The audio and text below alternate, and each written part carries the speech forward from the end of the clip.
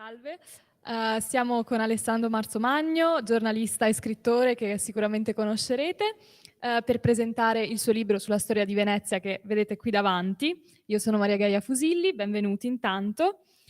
Giustamente Alessandro proponeva di partire direttamente dalla storia dell'Università di Padova, o meglio di Venezia, correlata all'Università di Padova e al ruolo che ha avuto per la città di Venezia, perché insomma è una cosa che conosciamo anche noi qui di Padova, è un riferimento che cogliamo subito e è un'importanza anche per la storia di Venezia non irrilevante, insomma. Partiamo dal raccontare questo.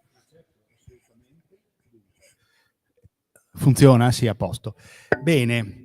Sì, intanto buongiorno. Io ho dedicato un capitolo, su uno dei 20 capitoli in cui è suddiviso questo libro, all'Università di Padova, perché ha avuto un ruolo fondamentale per Venezia ed è stato un ruolo che secondo me è un po' così oggi dimenticato, sicuramente dai veneziani, non so se anche dai padovani e dallo stesso Ateneo, perché è stata nei secoli della dominazione veneziana è stata di fatto un'università di Stato. La storia di Padova è più antica, ovviamente, lo sappiamo, ma insomma adesso non è che dobbiamo ripercorrerla tutta. Poi nell'Ottocentenario esatto, è l'Ottocentenario ricordata penso questa cosa. che ci sarà occasione di parlarne in abbondanza. Ma in questi secoli che vanno dal 500 dalla fine del 400, ma insomma soprattutto dopo la guerra di Cambrai, quindi insomma dopo la pace nel 1516 che ha chiuso la guerra di Cambrai e fino alla caduta della Repubblica, di fatto l'Università di Padova diventa un'università di Stato, l'Ateneo dello Stato veneziano, e con delle funzioni ben precise all'interno di quello che è il mito di Venezia. Adesso, insomma, il mito di Venezia è una cosa molto lunga, ma comunque Venezia si vendeva, era marketing sostanzialmente. Anche un po' come oggi allora. Sì, oggi con molta meno capacità, erano molto più bravi nel passato a vendersi, anche perché lo facevano a livelli molto più elevati. Comunque si vendeva con una serie di racconti spesso inventati, tipo l'anno scorso si sono celebrati i 1600 anni della nascita di Venezia, è un anniversario assolutamente inventato. Venezia non è nata il 25 marzo del 421, insomma, magari dopo ne parleremo. Venezia non è neanche mai nata, non c'è stato un episodio preciso. Faceva parte del mito, del racconto che voleva porre Venezia in concorrenza con Roma, no? Roma a Romolo e Remo, Venezia ha il 25 marzo del 421. E la gestione dell'Università di Padova rientra in questo mito, in questo marketing di Stato, e quindi Padova diventa una vetrina per vendersi, per attirare soprattutto stranieri. Infatti la controprova è che la classe dirigente veneziana, cioè i patrizi, quelli che governavano, i patrizi erano i membri del maggior consiglio che potevano accedere alle cariche pubbliche, non studiano a Padova, non studiano mai a Padova, se non un po' verso la fine, perché si formavano in buona parte sul campo, cioè imparavano, frequentavano l'università della strada, si direbbe oggi, no? Non so se votassero il Movimento 5 Stelle, ai tempi non c'era, ma insomma comunque si formavano in questo modo, imparavano il mestiere in famiglia. E poi anche sarebbe stato e poi c'erano due scuole a Venezia, la scuola di Rialto e la scuola di San Marco, che erano, diciamo, delle scuole di livello universitario, una più a indirizzo scientifico, una più a indirizzo umanistico, che invece erano frequentate dal patriziato. L'altro fatto è che ai patrizi non sarebbe servito andare a Padova, laurearsi a Padova, perché a Padova si studiava il diritto romano. All'interno dello Stato veneziano si applicava il diritto consuetudinario, per cui quello che avrebbero imparato a Padova non sarebbe loro servito poi per governare. In realtà non è esattamente così, perché avevano sempre dei consulenti locali che esperti di diritto romano, ma insomma sarebbe troppo lungo. E comunque non era il diritto che si applicava a Venezia, ma serviva per far venire studenti da fuori. Infatti basta andare al Bo, no? Nell'Aula Magna, a vedere gli stemmi negli studenti si vedono cognomi soprattutto centroeuropei e di persone che venivano a istruirsi a Padova, che poi tornavano nei loro paesi e avendo insomma un ricordo positivo di questo loro soggiorno nello Stato veneziano. Non è mica molto diverso da quello che fanno oggi per esempio Oxford e Cambridge, o anche le università della Ivy League americana vanno in giro per il mondo a ruolare, stavo dicendo raccattare, che non è elegante, A ma me il veniva concetto a è fare quello. scouting. Sì, esatto, sì, cercare gli studenti più bravi per farli studiare da loro, perché ovviamente un cinese, non dico a caso perché molto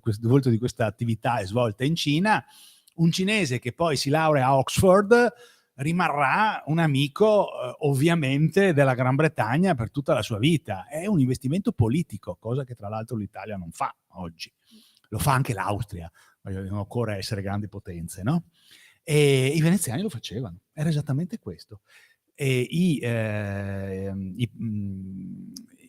rettori, insomma, la magistratura, adesso non mi viene il nome, sovrintendenti allo studio di Padova, insomma, vabbè, non è il nome esatto, in tutta l'esistenza di questa magistratura vengono a Padova solo 2 volte, perché governavano da Venezia, proprio perché Padova era una magistratura, un organismo dello Stato veneziano. Hai citato la nascita o non nascita di Venezia, che non è appunto quella di 1600 anni fa. Diciamo 2 parole su questo? Sinteticamente, Sì. probabilmente è lunga la questione. Sì, molto, però insomma cerchiamo di riassumerla. Allora, io vi ho detto prima, Venezia non nasce, no? Non c'è un atto di nascita, è un processo anche abbastanza lento di insediamento in laguna di popolazioni che arrivano dall'entroterra. Ecco, un'altra leggenda, un'altra vulgata era quella della nascita di Venezia, no? I barbari, soprattutto Attila, arrivano gli Unni, le popolazioni scappano, no? Io cito anche una canzone degli anni 70, che era una canzone che si chiamava Di lotta ai tempi, che ha avuto delle funzioni molto importanti perché ha reso la storia di Venezia alla portata un po' di tutti, no? L'ha fatta uscire dai piani di palazzo. Però era una canzone interessante perché riportava quella che era la vulgata dell'epoca, comincia proprio: arriva i barbari a cavallo, i gadocorni par capeo, scampemo in evol copar. Ecco, non è andata così. Non sono arrivati gli Unni che volevano ammazzare tutti, ci sono state ovviamente delle pressioni da parte dei barbari, di quelli che vengono chiamati barbari, ma più dei Longobardi, quindi dopo rispetto agli Unni, e infatti non a caso l'atto fondativo, e lì c'è una lapide della chiesa di Torcello, è del 639, che è l'anno in cui i Longobardi conquistano Altino. Altino era un'importante città romana, gli Altinati fuggono, ma non precipitosamente, scappano col vescovo, con le reliquie, coi tesori, quindi non è una fuga precipitosa. Comunque si trasferiscono in quello che era il loro porto. Torcello era il porto di Altino. E si insediano lì e danno vita a uno degli insediamenti lagunari. La Venezia delle origini era una città sparsa su tutta la laguna e anche fuori, anche sul litorale, no? Eraclea,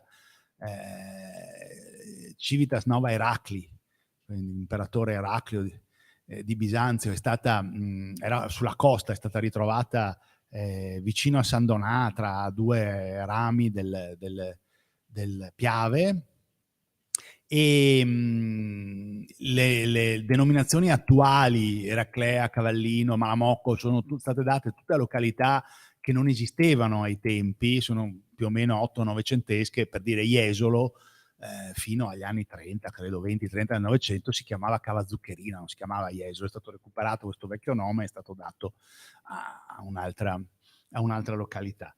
E poi lo sviluppo di quella che diventa l'attuale Venezia, cioè le isole Realtine, è a partire dal IX secolo.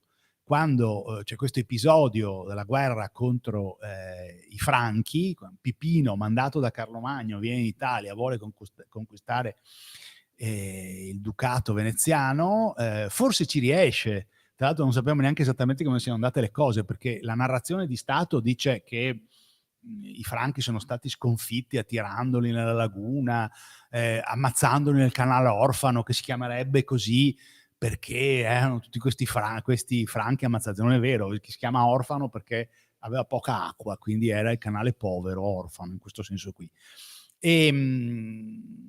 Ma forse invece non è neanche andata così, forse i Franchi hanno conquistato Venezia e sicuramente sono stati sconfitti dai bizantini, non dai veneziani, perché i bizantini hanno mandato una flotta e hanno sconfitto i Franchi. Però insomma il racconto di Stato è quello, e comunque sicuramente il capoluogo, la capitale, viene spostata da Malamocco, che stava esterno, era sul litorale, forse fuori dal Lido, nella parte del Lido che si chiama oggi Terre Perse, quindi il nome richiamerebbe una località perduta, viene spostato nelle isole Rialtine, che non significa solo Rialto, significa le isole dove si formerà Venezia, e quindi nel palazzo di famiglia di Agnello Particiaco, che poi comincia la costruzione di Palazzo Ducale, quindi comincia dal IX secolo a nascere la Venezia che conosciamo noi oggi. Volevo un attimo richiamarmi poi alla data, no? Questo 25 marzo 421, perché ha un significato, non è che sia nato a caso. L'anno viene citato, per la prima volta compare all'improvviso questo anno 421 in una cronaca francese dell'undicesimo secolo. A un certo punto c'è scritto Venezia viene fondata nel 421, non si sa bene perché, e a questo anno viene aggiunto il 25 marzo, e anche qui è significativo. Il 25 marzo è il giorno dell'Annunciazione, e quindi Venezia nasce insieme a Gesù, e quindi Venezia è sorella di Gesù, e la madre di Venezia è la Madonna. È tutta una costruzione. La cronaca di Jacopo Dondi, padovano, o Chioggiotto, e poi non si sa bene se sia nato a Padova o a Chioggia, ma insomma ha importanza, medico, nonché realizzatore di famosi orologi, per cui diventano Dondi dell'orologio. Questa cronaca scrive che a fondare Venezia sono stati tre ambasciatori padovani. Beh, allora sapete benissimo, no? Che tra Venezia e Padova non corre buon sangue, quindi ma come? Stati fondati dai padovani, orrore. Ma in realtà andava bene, perché Padova è stata fondata da Antenore nella leggenda, quindi è una città troiana, quindi è più antica di Roma. E quindi essere stati fondati dagli eredi di Troia significa precedere Roma, e quindi è sempre essere messi all'altezza, in concorrenza con il papato, e con la più importante potenza dell'epoca. Sì, una cosa che non ho detto prima, ma che anche questa è importante: tutta la narrazione dei barbari, di queste fughe improvvise, è funzionale alla libertà originaria di Venezia. I veneziani si insediano in luoghi dove disabitati, mai dominati da nessuno, e quindi sono liberi dalla nascita. Nascono liberi, in un luogo libero. E quindi anche questa cosa qui è tutto marketing, è tutto mito. Beh, una delle peculiarità poi del libro, è come cerchi anche di essere diverso da vari punti di vista rispetto ad altre storie di Venezia che conosciamo. In particolare mi ha colpito il fatto che, dici che di solito si ha una visione distorta di Venezia, sia dal punto di vista temporale che spaziale. In che senso, e invece in cosa differisce quest'operazione qui? Sì, io appunto ho cercato di scrivere un libro che dia un'idea della dimensione, dell'estensione di Venezia, sia dal punto di vista geografico sia dal punto di vista cronologico, no? Perché era uno stato esteso che andava grosso modo da Crema, quindi Lombardia, Crema vicino a Lodi, fino a Cipro, e anche che ha avuto una durata notevolissima, no? Adesso, al di là dei 1600 anni, ma più di 1000 anni sì, insomma, comunque l'elezione del primo doge, che probabilmente non c'è mai stata, insomma, comunque probabilmente il primo doge era semplicemente un funzionario bizantino, però è posta nel 697, poi non è anche lì, non è un caso, perché poi Venezia finisce, no, la Repubblica di Venezia il 12 maggio del 1797, ma comunque sono più di 1000 anni, ecco, che non è proprio trascurabile come durata statuale. E poi sì, nello spazio noi tendiamo a avere una visione un po' alterata, no? Perché spesso si pensa un po' a Venezia come una città-stato, e invece non lo era. E poi siamo molto influenzati dalla visione da terra, no? In realtà Venezia nasce dal mare e per lunghissimi secoli è stata semplicemente una piccola striscia di terra, quello che poi sarà il Dogadum, il originario dello Stato veneziano, che va fino alla fine, va da Cavarzere a Grado. E infatti poi gli abitanti di questa striscia poi dico di terra, ma in realtà era un misto, no? Di acqua, di palude, avranno anche uno status giuridico diverso da tutti gli altri sudditi veneziani, sia da terra sia da mare. E poi l'espansione in terraferma avviene nel XV secolo e si afferma nel secolo successivo, nel XVI, dopo la pace di Cambrai, insomma, e quindi vengono più o meno codificati i territori che rimarranno fino alla caduta. Per quei tempi era uno stato molto esteso. Siamo ancora prima della nascita degli stati nazionali, quindi non dobbiamo pensare alla Francia, dobbiamo pensare al Ducato di Borgogna, dobbiamo pensare alla Bretagna, no? Quindi Venezia era uno stato esteso, era anche una grande potenza militare, tra l'altro. E consideriamo che con una accezione giuridica del tutto particolare, i veneziani consideravano territorio anche l'acqua. Quindi il mare era considerato esattamente come altrove si considerava il territorio solido, la pianura. E Venezia esercitava sull'Adriatico un dominio che era equiparabile al dominio che veniva esercitato sulla terra.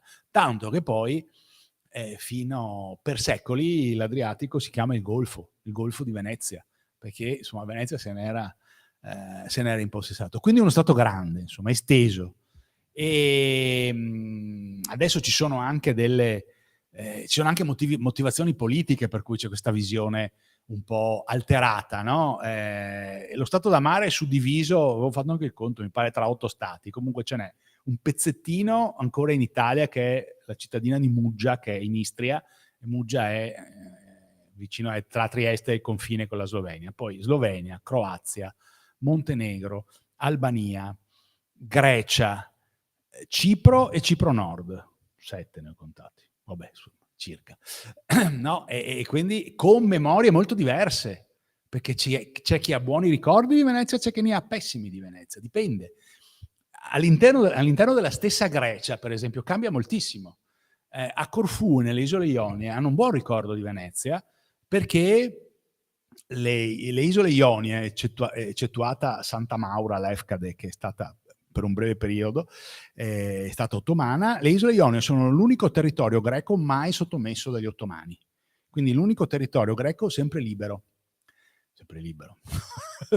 Mai ottomano, ecco, per i greci è più importante quello. E una parte di questa insomma, di questo mancato dominio ottomano è dovuto a Venezia, perché Venezia stava in queste isole e quindi ha impedito agli ottomani di conquistare. Tra l'altro a Corfù c'è stata anche una guerra nel 1716, vinta un assedio durissimo, vinto dai veneziani, semplicemente perché gli ottomani erano messi ancora peggio dei veneziani in quel periodo.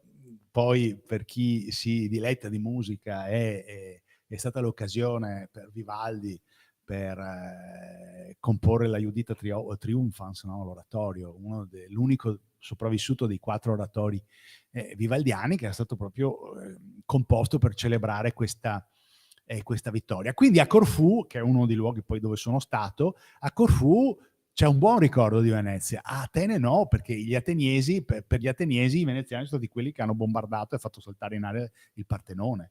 E quindi siamo all'interno di uno stesso Stato, no? E quindi cambia la memoria, il ricordo. E invece lo Stato da terra, insomma, ci sono anche un po' di implicazioni politiche, perché ci sono delle organizzazioni politiche che si sono impossessate dei simboli di San Marco, che sono molto radicate nella fascia pedemontana e quindi guardano a Venezia dalla terraferma, tanto che c'è una linea di pensiero che dice che Venezia è stata generata dai Veneti e quindi che insomma deve tutto al proprio entroterra. Tra l'altro, tra parentesi, così cito perché nel Gazzettino di oggi, che è casuale ovviamente, c'è un mio articolo che parla della L evanescente, no? Di questo. Io ho intervistato un linguista che si chiama Lorenzo Tomasin, perché c'è adesso questa disputa su come scrivere, come rendere la L che in veneziano non si pronuncia, no? Gondo e Acco e Ombo. Allora, come si scrive, come non si scrive? Allora, la soluzione di questo di Tomasin è dire si scrive perché le lingue hanno delle regole di pronuncia e chi non conosce le regole di pronuncia significa che non conosce le lingue. E quindi, siccome la L in veneziano si pronuncia in questo modo, in realtà si pronuncia in diversi modi, ma insomma non facciamola lunga, perché in alcuni casi si sente, no? E quindi si deve scrivere. Ma il fatto di togliere la L è uno snaturamento del veneziano, e perché così come si cerca di snaturare Venezia per renderla funzionale a questo progetto politico della terraferma che domina sull'ex dominante, e così anche vale la stessa cosa viene fatta anche con la lingua, no? Si altera la lingua per impossessarsene, per trasformarla. E vabbè, qui cito un'altra cosa, così andiamo sul contemporaneo, perché insomma c'è un professore di Padova, uno storico che si chiama Egidio Ivetic, che ha scritto una bella storia dell'Adriatico, dove sostiene che il Mose è la definitiva vittoria della terraferma su Venezia. Esatto, infatti Volevi arrivare a una questo? curiosità sarebbe stata: qual è la relazione fra terra e acqua? Abbiamo capito che è sempre stata anche l'acqua importante per la storia di Venezia. Oggi la relazione fra le due cose è sbilanciata da una parte o dall'altra, perché abbiamo imparato a governare l'acqua. Oggi si è invertita. Venezia si è difesa per secoli dalla terra, il grande nemico era la terra, l'acqua dolce. Tutta la politica idraulica della Serenissima è stata rivolta a impedire che la laguna si interrasse. Pensate a Ravenna in epoca romana era un porto, adesso è distante 12 chilometri dal mare. Venezia rischiava di fare quella fine. E i veneziani hanno meticolosamente deviato tutti i fiumi. A me mi fa ridere tantissimo questa cosa. Pensate se oggi arrivasse uno, no, vede il Brent e dice: ma sapete questo fiume non va mica bene qua, spostiamolo. Pensate cosa succederebbe, no? Comitati, c'è di tutto. Invece questi hanno scavato canali, hanno spostato i fiumi, hanno salvato la laguna rendendola un ambiente assolutamente artificiale, no? Pensiamo all'ambiente naturale, non è assolutamente naturale la laguna, non esisterebbe più, ma l'hanno preservata. C'è stato nel corso del Novecento un cambiamento di fronte. Il nemico oggi non è la terra, è il mare. E Venezia non si difende più dalla terra, si difende dal mare. Il Mose è la codificazione del fatto che il mare è un nemico. E quindi bisogna impedire al mare di entrare a Venezia, non alla terra di interrare la laguna. Anche perché poi, vabbè, di questo non ne parlo tanto nel libro perché non è argomento, ma insomma la laguna si è completamente pelagicizzata, cioè è sempre più simile a un braccio di mare, è sparita la fauna tipica delle acque salmastre, delle acque miste. Anche l'acqua non è definita, non è né dolce né salata, no? È salmastra. E invece sono entrate specie marine. Probabilmente avrete visto dopo la fine del lockdown giravano i video dei delfini davanti alla punta della dogana, bellissimi delfini. In realtà è un'espressione del fatto che la laguna sta diventando mare e quindi entrano persino i delfini, oppure un'altra volta un pesce luna. I pesce luna sono enormi, non erano mai entrati in laguna perché non ci stavano. E adesso invece è così. Mi dicevi poi, stando sempre su quello che caratterizza il libro rispetto ad altre storie, che ci sono delle piccole peculiarità, delle chicche, degli studi che hai fatto che non si trovano magari in altri lavori invece, anche forse per i viaggi che hai fatto, oppure comunque le fonti che hai interpellato. Sì, allora, quando la terza mi ha chiesto di scrivere una storia di Venezia, perché proprio me l'ha chiesto l'editore, ha detto: "Perché non scrivi una storia di Venezia?" E io ho detto: "No, no, non la scrivo perché ce ne sono tante, anche perché io ho una formazione di modernista, no? Io mi sono laureato in storia a Ca' Foscari con una tesi sul Settecento, quindi mi sono laureato in storia moderna, conoscevo bene i 3-4 secoli che vanno dalla fine del 400 fino alla fine del 700, ma ero assolutamente ignorante sia di Medioevo sia anche di contemporanea poi, perché poi Venezia è anche una storia interessante e contemporanea. E quindi insomma mi sentivo inadeguato, poi basta studiare alla fine. E poi perché non volevo pormi in concorrenza con tutte le storie precedenti, no? Poi dopo invece ci ho un po' ripensato. Intanto le storie precedenti ce ne sono tante, ma tante sono accademiche, quindi non sono di facile lettura, non sono approcciabili per tutti, da tutti. Una che è invece scritta molto bene, e lo ricordo perché Gullino insegnava a Padova, era docente, prima di Iveti c'era il docente di storia moderna, Giuseppe Gullino, ma è fuori commercio, non si trova più. L'altra che è scritta bene ed è meravigliosa è quella di Alvise Zorzi, La Repubblica del Leone, ma alla fin fine è stata pubblicata nel 1983. Tu sei più giovane, no? Ecco. Sì, un po'. Quindi, esatto.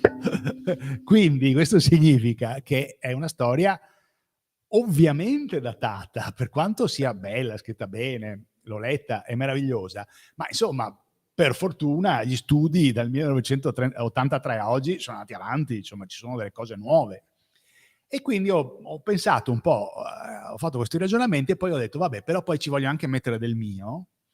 E io ho fatto per tanti anni il cronista di esteri, e quindi voglio, comunque in generale il cronista, e quindi voglio raccontare anche i posti, non solo la storia, ma anche i luoghi dove oggi si può andare e verificare, toccare con mano qual è stata la storia di Venezia e dove ci sono le vestigia, dove si trovano le tracce di questa storia, no? E quindi sono 20 capitoli, sono andato in 20 posti diversi e ogni capitolo è introdotto da un reportage. E ovviamente alcuni sono banalmente a Venezia, perché insomma mi serviva parlare del patriziato dall'interno di Palazzo Ducale o la flotta dall'interno dell'Arsenale, ma poi sono stato anche a Famagosta, nell'isola di Cipro, a Candia, a Corfù, a Zara e al Pizzo dei Tre Signori. Quando mi sono posto il problema, ho detto dove vado per spiegare lo stato da terra, no? Insomma, pensavo magari appunto a Crema, che era la fortezza, il luogo più occidentale dello Stato veneziano, o Bergamo, insomma anche lì molto significativo. Le mura di Bergamo sono state costruite dai veneziani per intimorire i milanesi, no? Per dirgli: guardate dove siamo arrivati. Tra l'altro Milano, tra parentesi, è la grande occasione perduta di Venezia, cioè, per 3 volte avrebbe potuto conquistare Milano e poi si è sempre fermata prima. E quindi alla fine ho scelto questo posto strano ma molto affascinante, che è il Pizzo dei Tre Signori. Il Pizzo dei Tre Signori è una montagna, qui sono andato in montagna finalmente, che sta tra la Valsassina no, la Valsassina è in Bresciano, scusate, vabbè, sta tra Como, la Val Brembana, Bergamo e la Valtellina, oggi Sondrio, e che ai tempi faceva da confine tra il Ducato di Milano, la Repubblica di Venezia e i Grigioni, e quindi la Svizzera, perché la Valtellina era svizzera dagli inizi del 500 fino a Napoleone, fino al 1797, era svizzera, e quindi Venezia e la Svizzera confinavano. Il Passo San Marco, che esiste tuttora, che va dalla Val Brembana a 1900 metri, va dalla Val Brembana alla Valtellina, era il confine tra Venezia e la Svizzera. E a parte il fatto che in quota c'è un cippo di confine bellissimo, no? A 2300 metri si arriva e c'è questa pietra con scritto da una parte Stato Veneto, dall'altro Ducato di Milano. Ma questo ha fatto sì anche che ci fosse un intenso scambio tra Venezia e i Grigioni, tra Venezia e la Svizzera. È stata costruita una strada, c'è tuttora la via Priula, adesso è buona parte è un sentiero di montagna, ma insomma era una strada costruita da un provveditore Priuli, quindi insomma da un rettore veneziano, che univa la Valtellina a Venezia, lungo la quale si avvenivano commerci e anche scambi di popolazione, soprattutto in un senso. E quindi questo ha fatto sì che a Venezia per insomma almeno un secolo e mezzo, forse anche di più, abbia vissuto un'importante comunità svizzera, composta soprattutto di grigionesi, ma non solo, e protetta dai veneziani, quindi potevano liberamente esercitare la fede protestante, e potete immaginare quanto il papato avesse in simpatia questa cosa, e addirittura dal 600 fino a metà 700 Venezia aveva stretto dei veri e propri trattati di alleanza con i Grigioni. Questa comunità era importante, era arrivata ad avere fino a 5.000 persone, che sono tante se pensate su una popolazione che allora era 120-130.000, quindi una comunità consistente, più o meno tanti quanti gli ebrei. Gli ebrei arrivano al loro apice a essere 5.000 nel ghetto, quindi numericamente era circa la stessa, ma della quale si è completamente persa la memoria, no? Nessuno ne sa nulla, soprattutto perché non ci sono toponimi. Mentre trovate a Venezia Ponte dei Greci, Calle degli Albanesi, Riva degli Schiavoni, Calle di Bergamaschi e tutto quello che volete, non c'è assolutamente nulla che ricordi questa presenza svizzera. Presenza che è finita a metà Settecento, perché con il passaggio di Milano agli Asburgo, e quindi gli Asburgo poi hanno cercato di attirare la Valtellina all'interno e i Grigioni all'interno della loro sfera di influenza, e quando i veneziani hanno visto che i Grigioni si avvicinavano agli Asburgo, hanno interrotto le relazioni, non hanno più rinnovato il trattato e hanno espulso circa 5.000 grigionesi da Venezia. Ora, siccome buona parte di questi grigionesi erano caffettieri, pasticceri, come sempre succede quando si mandano via persone istruite e brave a svolgere qualche professione, si sono creati la concorrenza, perché poi parte di questi grigionesi sono andati a Trieste e hanno aperto i caffè a Trieste, e quindi Venezia ha fatto il proprio male mandandoli via. Ecco, questa è una cosa che è un po' nuova, no? Perché anch'io, se non fossi andato sul Pizzo dei Tre Signori e non avessi visto e letto delle cose che riguardavano questa montagna, anch'io mi sarei perso questa comunità. E poi un'altra cosa invece a cui tengo, insomma, una piccola medaglia che mi appunto, è degli episodi che sono avvenuti in Dalmazia dopo la caduta della Repubblica, di cui ho trovato insomma, i documenti nell'archivio di Zara, perché quando sono stato a Zara sono anche andato a visitare l'archivio, perché stavo cercando una cosa che non ho trovato, come spesso succede quando si va in archivio, cerco una cosa e se ne trova un'altra. La cosa che non ho trovato era il perché delle cerimonie di sepoltura del Gonfalone in Dalmazia. Adesso la faccio breve, ma probabilmente avrete sentito, vi sarà capitato di sentire il Tico Nu e Nucoti, no? L'orazione di Perasto, che poi è stata ripresa da D'Annunzio, e D'Annunzio l'ha trasformata nel giuramento di Perasto, cioè questa cerimonia per cui la caduta della Repubblica viene seppellito sotto l'altar maggiore il Gonfalone di San Marco nell'agosto nel 1797, i Perastini giurano eterna fedeltà, e poi questo motto Nuco ti e ti con nu, noi con te, tu con noi, rivolta a San Marco, diventa il motto della pattuglia aerea Serenissima che è stata fondata da D'Annunzio durante la Prima Guerra Mondiale, e oggi è il motto di nave San Marco. Cioè la Marina Militare ha una nave, San Marco, che ha come motto Tico tu, Tico nu, Nuco ti. Potete immaginare, no? È entrato nel mito questa cosa.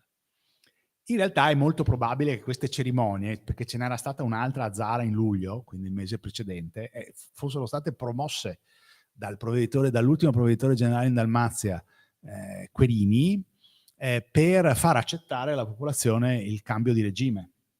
In Dalmazia non sono arrivati i francesi, sono arrivati subito gli austriaci, e quindi insomma una sorta di facciamo salire, assurgere al cielo la bandiera di San Marco, per cui voi adesso vedete nei pennoni, vedete sventolare l'aquila degli Asburgo, ma la bandiera col leone sta sopra perché è nel cielo, è andata in cielo.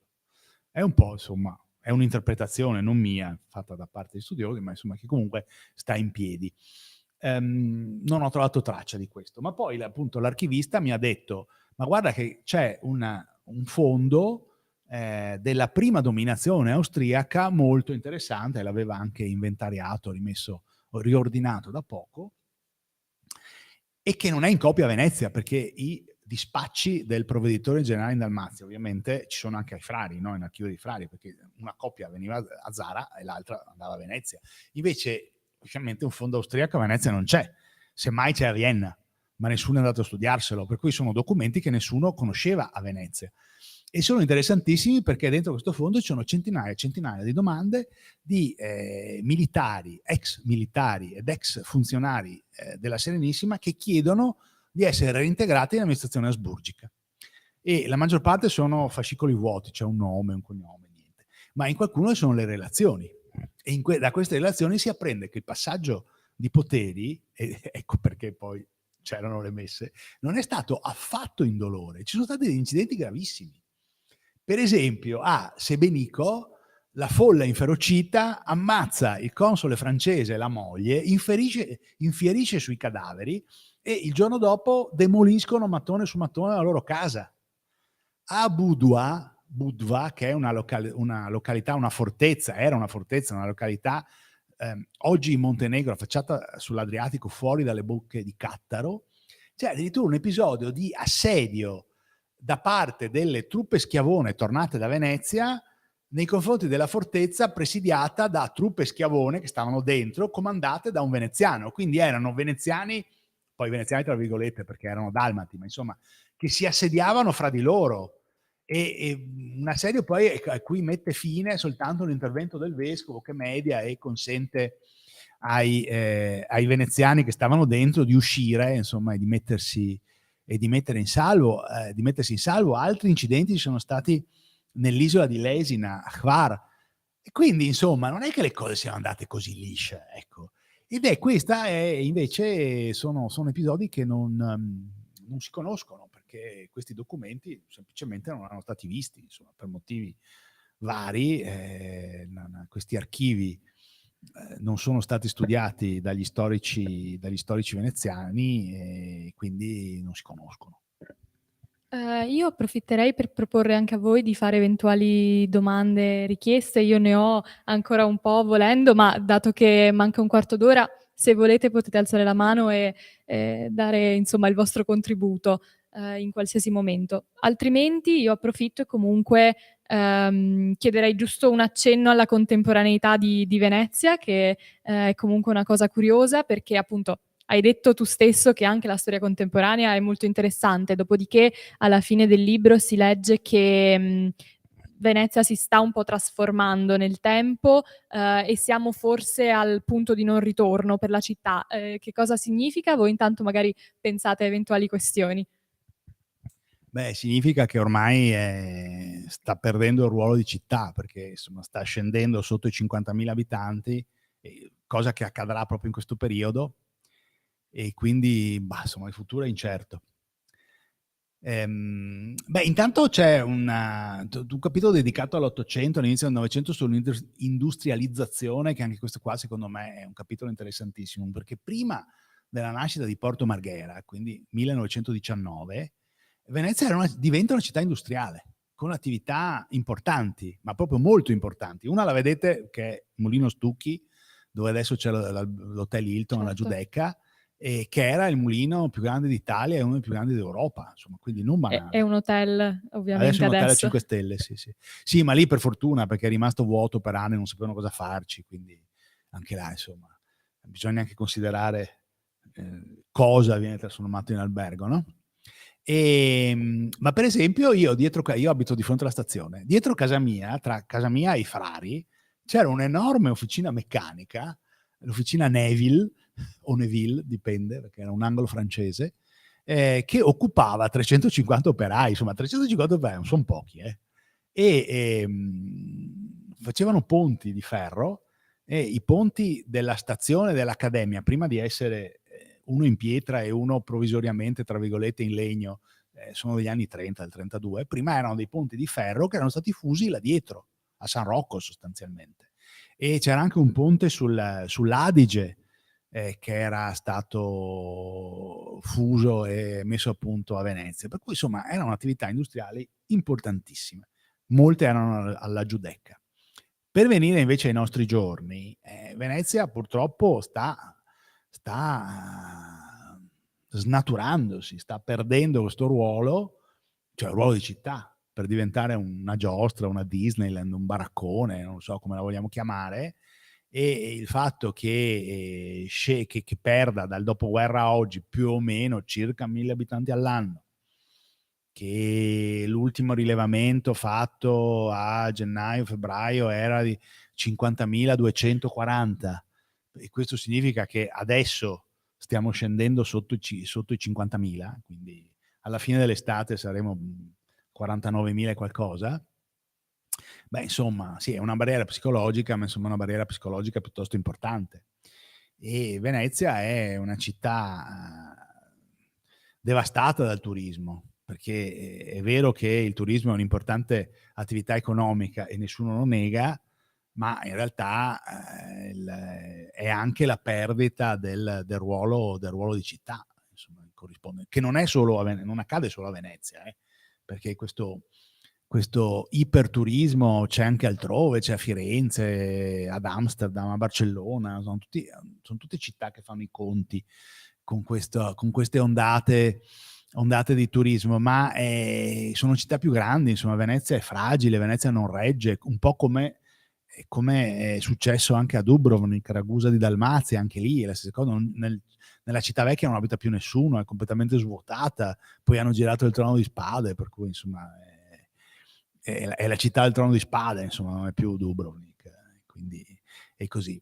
E qui secondo me le cose sono complicate perché per quanto riguarda Venezia, perché ci sono delle spinte forti in questo senso, perché ci sono delle categorie economiche ben precise, tassisti, gondolieri, trasportatori, esercenti, che vogliono che la città sia così, vogliono che non ci siano abitanti, vogliono che vengano quanti più turisti possibile. Perché loro guadagnano in questo modo, no? Non con il turismo, quello che viene così detto, il turismo compatibile, il turismo culturale, non gli interessa niente, loro vogliono tanta gente, più gente c'è, più guadagnano. E quindi insomma questo è un problema vero del quale non vedo la soluzione. Credo che appunto la politica sia attuale, non solo quella attuale, anche quella precedente, ma insomma, sia figlia di questo stato di cose. Pensate che a Venezia non c'è un assessore alla cultura, insomma, che non è banale, no? In una città come Venezia. Questa amministrazione comunale, che era anche la precedente, perché il sindaco è stato rieletto al primo turno con il 60% dei voti, quindi va bene così, no? Ha stravinto l'amministrazione di centrodestra. E ha tenuto per sé la delega alla cultura, perché dicendo che i discorsi che sentono spesso fare, che la cultura non si fa nei salotti, si fa nelle strade, insomma, discorsi, chiamiamoli così, populisti, che si sentono fare un po' ovunque, ma che a Venezia devo dire, assumono un sapore un po' particolare, no? D'altra parte, se vincono le elezioni, hanno ragione loro. Certo. Prego. Ci ha parlato molto della nascita di Venezia, ci può parlare un po' anche della fine della Repubblica di Venezia? E perché non è diventata una città-stato come Monte Carlo, come San Marino, come Liechtenstein? No, non poteva essere un'ipotesi quella? Non credo, nessuno lo voleva. Non era nemmeno contemplato che diventasse una città-stato. E diciamo che c'è stato un processo molto così intenso perché diventasse parte dell'Italia. L'insurrezione del 1848-49 contro gli austriaci comunque aveva come fine l'Italia, entrare a far parte del Regno d'Italia, che ancora non esisteva, ma insomma, di quello che si pensava dovesse essere il futuro Stato guidato dal Piemonte, no? Anche se con visioni diverse, perché insomma Daniele Manin aveva, chiamiamole, delle visioni più autonomiste, insomma, era nata una Repubblica di Venezia, no? In quegli anni. Però poi c'era anche scarso appoggio nella terraferma, perché la terraferma ovviamente non è che vedesse tanto di buon occhio i veneziani, no? Perché erano stati per secoli e secoli dominatori, per cui vedo che c'è il gesto, sì, beh, certo, in alcuni casi anche duri, soprattutto con le classi dirigenti, perché molto spesso il popolo era marchesco, si diceva, perché vedeva nei rettori veneziani la possibilità di rivalersi sui nobili locali qualora venissero angariati, però le classi dirigenti invece erano assolutamente anti-veneziane. E quindi insomma non è che ci fosse la possibilità che Venezia diventasse un territorio autonomo, una città-stato, non mi risulta che ci fossero progetti politici indirizzati in questo senso. Certamente nelle intenzioni di Manin e di Tomaseo non c'era nemmeno che venisse annegata poi nel Regno d'Italia, però lì è stato anche un po' una conseguenza dei tempi, perché quando il Veneto entra in Italia nel 1866, l'Italia era già stata uno Stato fatto, e si era anche formata tutta la burocrazia che era piemontese e meridionale, no? Era la burocrazia dei due stati più importanti, cioè del Regno di Sardegna e del Regno delle Due Sicilie. E i veneziani poi quando arrivano non hanno più spazio, non trovano spazio perché tutto era già stato occupato. E questo è anche uno così, insomma, delle conseguenze che in qualche modo poi sono vive ancora oggi, no? Pensiamo che la Marina Militare italiana non ha mai avuto un capo di Stato maggiore proveniente dal nord-est, con l'eccezione di un trentino. Adesso non mi ricordo come si chiamasse, ma c'è stato soltanto un ammiraglio capo di Stato Maggiore che veniva da Trento, che non è proprio una città di mare, ma questo non importa, anche Tegetthoff era un montanaro, Tegetthoff veniva da Maribor, quindi che si chiamava Marburg ai tempi, quindi non vuol dire, però è significativo, no? Adesso con l'ultima nomina c'era in ballottaggio, non mi ricordo, insomma un Veneto, non mi ricordo di dove fosse, e poi però è stato scelto un altro, per cui la Marina non ha mai avuto un capo di Stato Maggiore proveniente dagli ex territori della Serenissima, dove insomma c'era una tradizione marinara piuttosto vivace, ecco.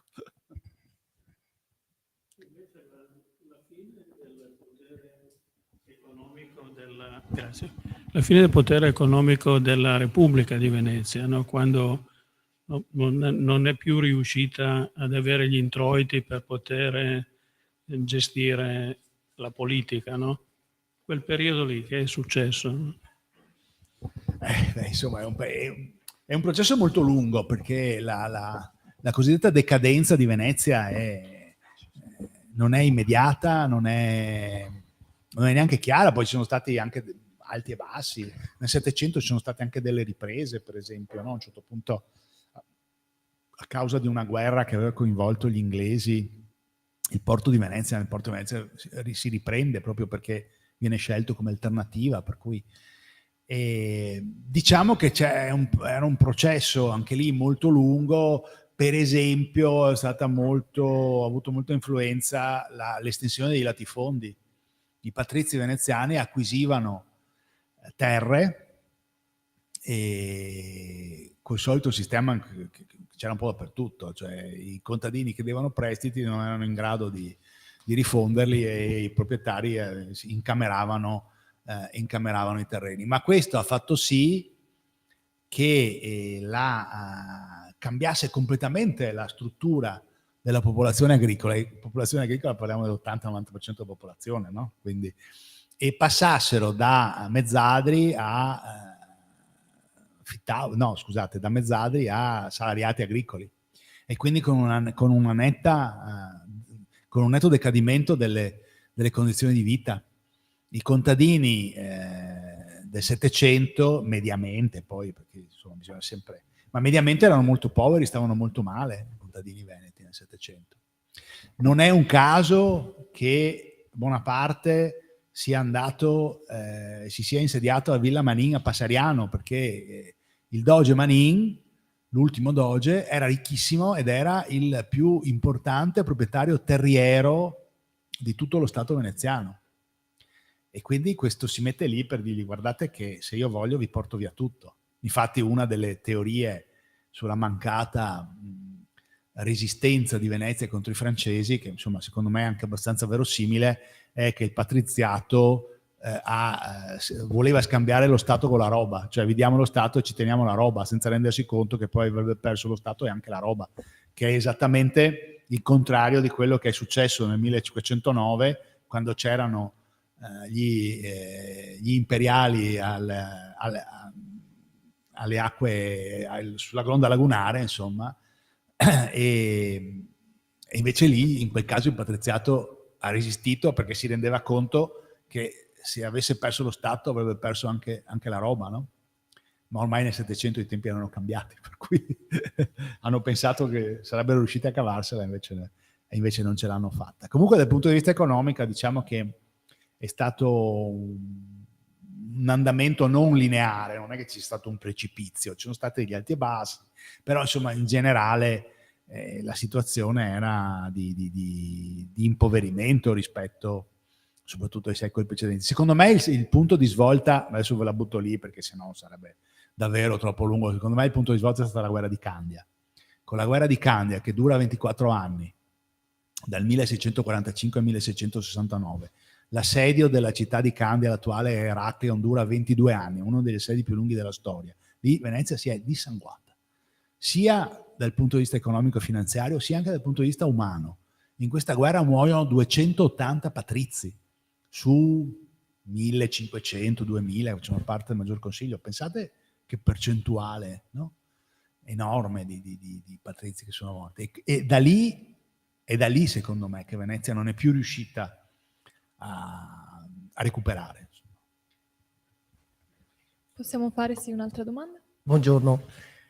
Tornando al discorso un attimo delle acque, mi sembra di ricordare che una delle cose più gravi che si potessero fare a Venezia era non scavare i canali o non manutentare. Adesso col Mose, che è già vecchio, perché è già vecchio, sarebbero altre soluzioni, comunque ha un po' rovinato. Sì, no, e non è che poi come va autore un chilo di pan e dopo cambio a fornaro se non mi va bene. E il discorso è che appunto da una parte sta rovinando anche tutto l'ecosistema, perché io conosco dei pescatori di Pellestrina e mi dicevano che già l'ecosistema è già andato a ramengo da un pezzo, insomma.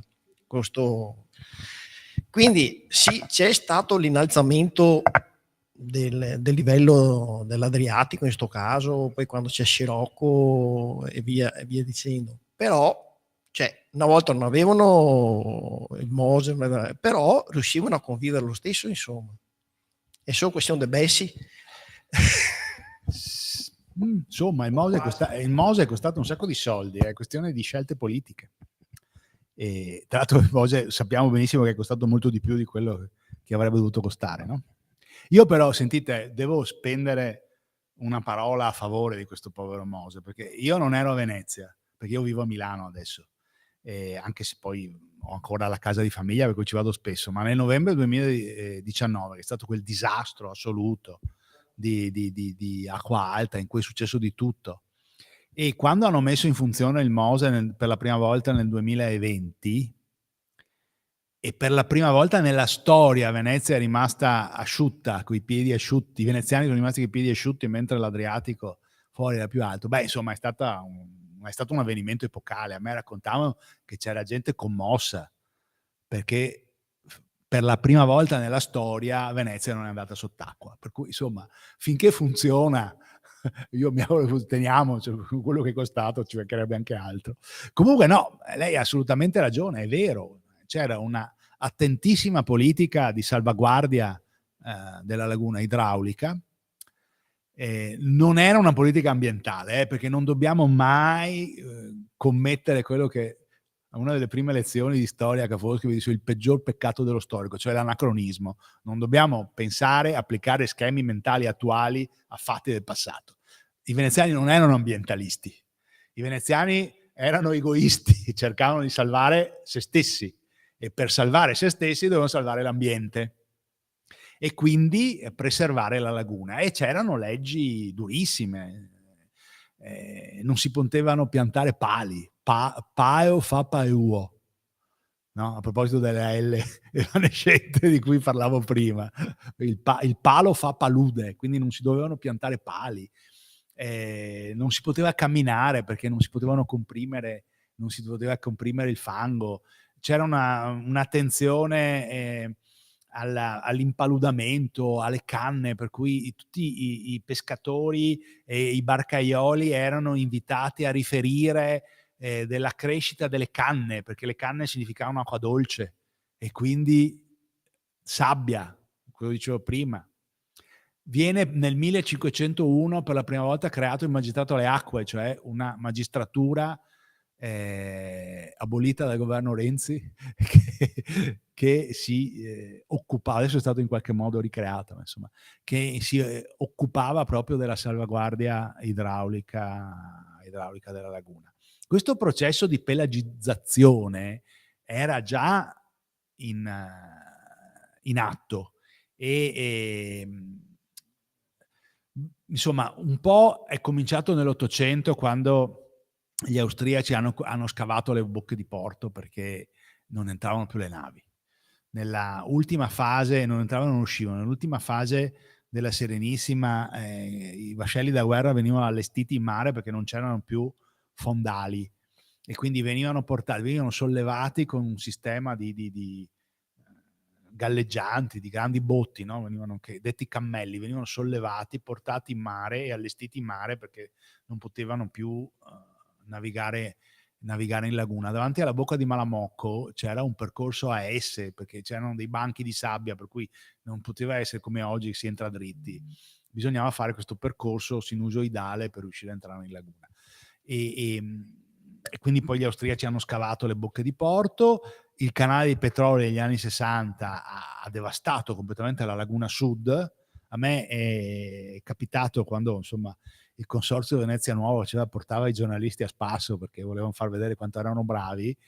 Mi hanno portato in elicottero a vedere la laguna. Non c'è più una balena nella laguna sud. La laguna sud è completamente rasa, è tutta acqua ed è stata sconvolta dal canale di petroli. I lavori del Mose hanno fatto altrettanto, hanno accelerato il corso delle acque, insomma l'entrata delle acque, perché sono stati scavati, no? I fondali in laguna, e accelerando questo processo di similitudine tra la laguna e il mare. E adesso una delle grandi idee dell'amministrazione comunale è di scavare un altro canale Montiron, per portare i turisti dalla terraferma all'isola di Burano con i lancioni, no? Quindi li fanno arrivare a un terminal automobilistico sulla gronda lagunare, li caricano nei lancioni e li fanno arrivare a Burano scavando un canale. C'è un canale, ma ovviamente per farci passare queste barche dovrebbero scavare ulteriormente, per cui insomma queste idee continuano, ecco, e siamo abbastanza disarmati di fronte a queste idee balzane. Benissimo. Allora, ringraziamo innanzitutto molto Alessandro Marzomagno, anche voi per il Grazie a contributo. voi. E speriamo che oltretutto siate incuriositi dal leggere più approfonditamente nel libro, in caso lo trovate dietro di voi. Noi poi abbiamo incontri tutte le sere per chi ha piacere di tornare, e se poi insomma è disponibile per 2 parole eventuali con il pubblico, siamo qua. Perfetto, grazie, buona giornata. Grazie.